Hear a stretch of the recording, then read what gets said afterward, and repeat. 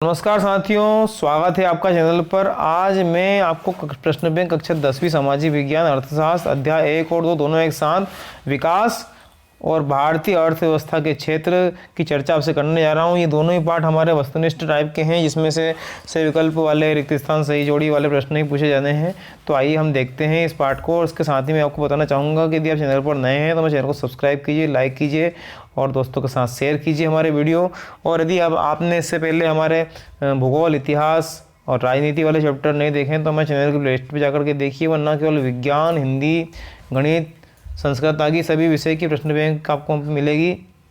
तो आप देखिए। आइए देखते हैं अध्याय 1 और 2 विकास और भारतीय अर्थव्यवस्था के क्षेत्र। और साथियों देखते हैं सबसे पहले इस भाग में विकास, हमारा जो पहला अध्याय है उसकी बात करें। यह प्रश्न, ये जो पाठ है हमारा 1 नंबर का केवल पाठ है, इसमें से एक ही प्रश्न पूछा जाना है। और यदि हम सही विकल्प से प्रारंभ करें तो सतत विकास के लिए सतत विकास किसके अधिक उपयोग पर केंद्रित है।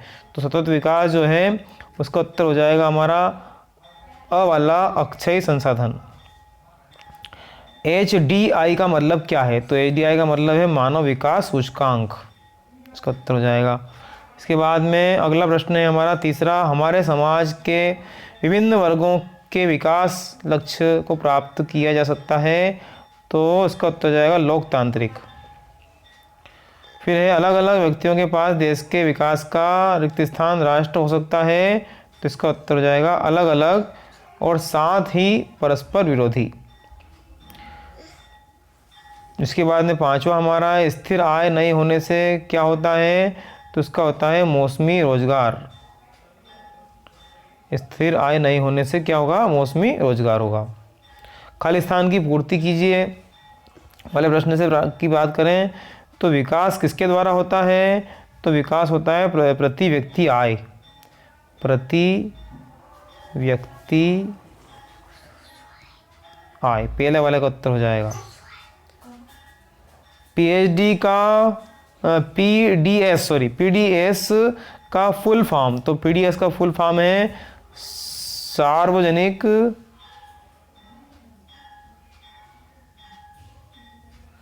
वितरण प्रणाली, सार्वजनिक वितरण प्रणाली। इसके बाद में अगला है संगठन मानव विकास रिपोर्ट प्रकाशित करता है। तो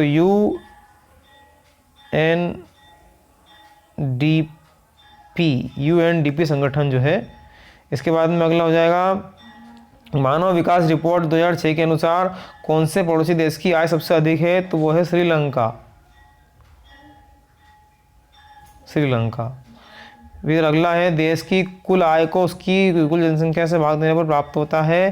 तो क्या प्राप्त होता है? प्रति व्यक्ति आय, प्रति व्यक्ति आय। इसके बाद में सत्य असत्य वाले प्रश्नों की बात करें तो भूमिहीन ग्रामीण मजदूरों के लिए अधिक दिनों का काम और बेहतर मजदूरी विकास का लक्ष्य है, सही या गलत? तो इसका उत्तर हो जाएगा सत्य है। औद्योगिकरण तीव्र विकास का दुष्परिणाम है, ये सत्य है। BMI की गणना के लिए व्यक्ति के वजन को उम्र के वर्ग से विभाजित किया जा सकता है, ये असत्य है।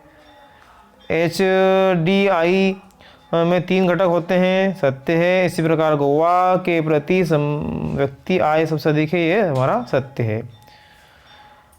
सही जोड़ी का मिलान करने वाले प्रश्न की चर्चा करें तो अक्षय संसाधन का हो जाएगा भूजल। यहाँ पर थोड़ा स्पष्ट रूप से दिया गया है, लेकिन अक्षय संसाधन का हो जाएगा भूजल। इसको किस प्रकार से? ये भूजल। फिर विश्व विकास रिपोर्ट, तो इसका उत्तर हो जाएगा अ वाला, ये विश्व बैंक, विश्व विकास रिपोर्ट का विश्व बैंक। फिर है पंजाब के समृद्ध किसानों ने, तो इसका अंतिम वाला हो जाएगा सिंचाई के अन्य स्रोत की उपलब्धता। फसल उगाने के लिए केवल बारिश पर निर्भर रहने वाले किसान, तो इसका उत्तर हो जाएगा सी वाला, मतलब अपनी फसल, ये यहाँ से है अपनी फसल, ये स वाला हो जाएगा। इसके बाद में कामकाजी परिवार की शहरी महिला, तो इसका उत्तर हो जाएगा अपनी आय बढ़ाने के लिए नियमित नौकरी व उच्च मजदूरी। इसका उत्तर यहाँ से हो जाएगा ये। इस तरह से एक शब्द एक वाक्य में उत्तर दिए वाले प्रश्न से प्रारंभ करें यदि हम, तो किस राज्य में शिशु मृत्यु दर सबसे कम है, तो वो है केरल। अगला है जीडीपी का फुल फॉर्म लिखिए, तो सकल घरेलू उत्पाद, सकल घरेलू उत्पाद। बीएमआई का फुल फॉर्म, तो body mass index, body mass index. कोई एक ऐसा कारक लिखिए जिस पर हमारा जीवन निर्भर करता है, तो वो है रोजगार। भूजल विशेष रूप से कहाँ पाया जाता है, पेनात्र। इस तरह से पहले पार्ट की बाद में अब हम आते हैं भारतीय अर्थव्यवस्था के क्षेत्र वाले पार्ट पर। तो ये भी हमारा 1 अंक का पार्ट है और इसमें से भी एक ही वस्तुनिष्ठ प्रश्न पूछा जाना है। सही विकल्प का चयन से प्रारंभ करें, तो भारतीय संसाधनों के दोहन के उत्पादित वस्तुएं निम्नलिखित में से किस क्षेत्र से संबंधित हैं, तो वो है हमारा प्राथमिक क्षेत्र। इसी प्रकार जब हम गन्ने का उपयोग कच्चे माल के रूप में करते हैं, तो हम बनाते हैं चीनी या गुड़। देश में आधे से अधिक श्रमिक किस प्राथमिक क्षेत्र में कार्यरत हैं, मतलब किस क्षेत्र में कार्य करते हैं, तो उसका उत्तर हो जाएगा कृषि। वह क्षेत्र जो मुख्य रूप से नियंत्रण के बाहर छोटी और बिखरी हुई इकाइयों की विशेषता है, तो सरकार कहा जाता है। तो इसका उत्तर हो जाएगा असंगठित क्षेत्र। परिवहन, भंडारण और संचार, बैंकिंग, व्यापार किसके उदाहरण हैं, तो ये उदाहरण है तटीय क्षेत्र के। रिक्त स्थान की पूर्ति की बात करें, तो पहले रिक्त स्थान में आ जाएगा जीडीपी। जीडीपी दिखाता है कि किसी देश की अर्थव्यवस्था कितनी बड़ी है। इसमें आ जाएगा जी, डी और ये पी, पहले वाले का उत्तर हो जाएगा। दूसरे वाले में Tata iron and steel company limited, Reliance industries limited रिक्त स्थान सेक्टर के उदाहरण हैं, तो इसका हो जाएगा निजी क्षेत्र।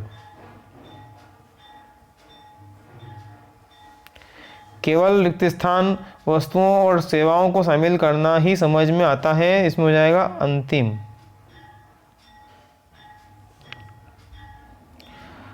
चौथे राज्य में आ जाएगा प्राथमिक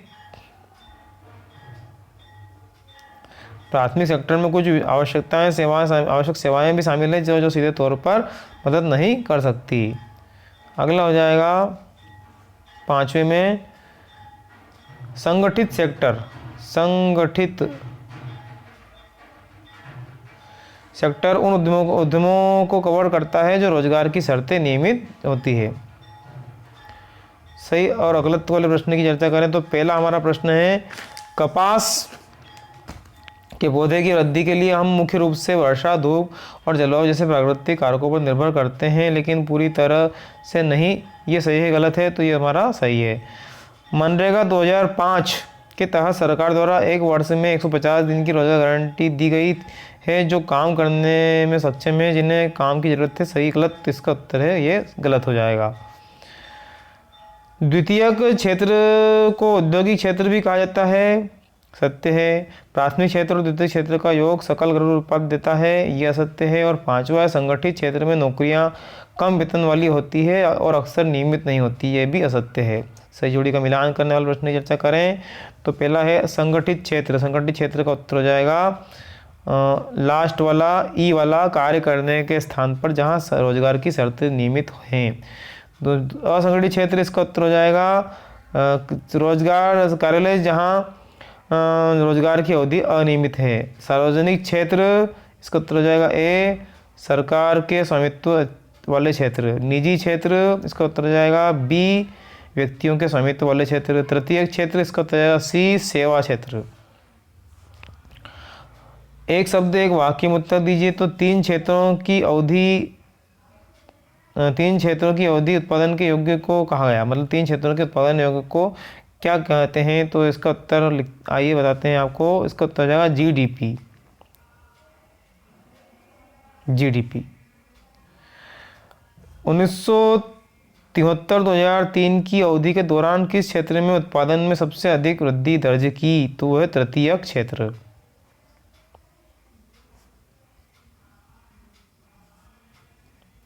विकसित देशों में कौन सा क्षेत्र सर्वाधिक महत्वपूर्ण है? तो वो है मात्र तृतीयक क्षेत्र। इसका उत्तर हो जाएगा तृतीयक क्षेत्र।